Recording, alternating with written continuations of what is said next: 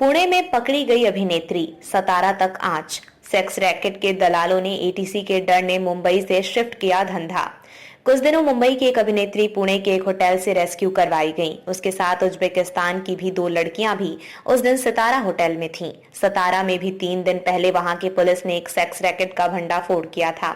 सतारा में दिल्ली की लड़कियां रेस्क्यू करवाई गई थी।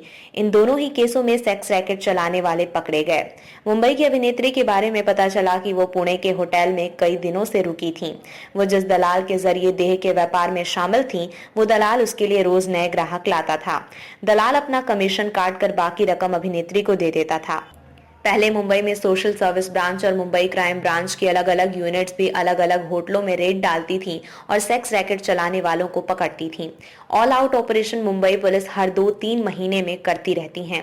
इसमें सभी DCP, ACP, senior inspector, inspector व अन्य पुलिस स्टाफ को रखा जाता है। इस ऑपरेशन में पूरे शहर की जगह जगह नाकाबंदी की जाती है। रिकॉर्ड वाले जमानत पर बाहर आए अपराधियों, तड़ी पार अपराधियों, ड्रग्स कारोबारी, ट्रैफिक नियमों का उल्लंघन करने वालों, अवैध हथियार रखने वालों सभी से पूछताछ की जाती है। काफी लोगों पर कार्यवाही होती है, लेकिन इस ऑल आउट ऑपरेशन में एक महत्वपूर्ण कार्यवाही और भी होती है और वो होती है विभिन्न होटलों और लॉजेज की चेकिंग। इस बहाने यदि किसी होटल या लॉज में सेक्स रैकेट चल रहा है तो उसका भंडाफोड़ हो जाता है। उसमें फिर होटल लॉजेज वालों पर भी कार्यवाही होती है। एटीसी अब नियमित होटल लॉज में जाती है। मुंबई पुलिस के एक अधिकारी के अनुसार मुंबई में सेक्स रैकेट को कंट्रोल करने में एटीसी का बहुत असर पड़ा है। इस अधिकारी का कहना है कि पहले एंटी टेरर सेल यानी एटीसी सिर्फ 5 सितारा या इसी तरह के बड़े बड़े होटलों में जाती थी।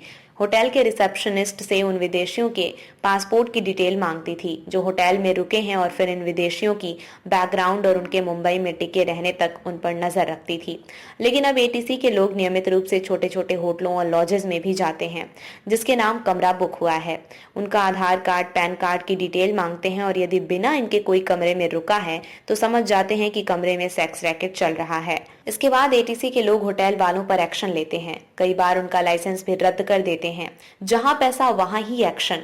एक पुलिस अधिकारी ने माना कि यदि 2 बालिग आधार कार्ड, पैन कार्ड देकर कोई कमरा बुक कर रहे हैं और अपनी मर्जी से कुछ निजी पल बिताने वहां आए हैं तो हम इन पर एक्शन नहीं लेते, क्योंकि हमें पता है कि मुंबई में 30 से 40% लोग स्लम में रहते हैं और उन्हें अपने पार्टनर के साथ कुछ निजी पलों के लिए घर में प्राइवेसी नहीं मिलती।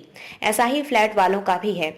मुंबई में ज्यादातर लोगों के 1 या 2 बेडरूम हॉल फ्लैट हैं, जहां बालिग हो चुके बच्चों को अपनी या अपने फ्रेंड्स को बुलाने में झिझक होती है तो वो किसी होटल या लॉज में पहुंच जाते हैं। इस अधिकारी के अनुसार हम एक्शन तभी लेते हैं जब हमें पता चलता है कि रुपए लेकर कोई यहाँ या वहाँ सेक्स रैकेट चला रहा है।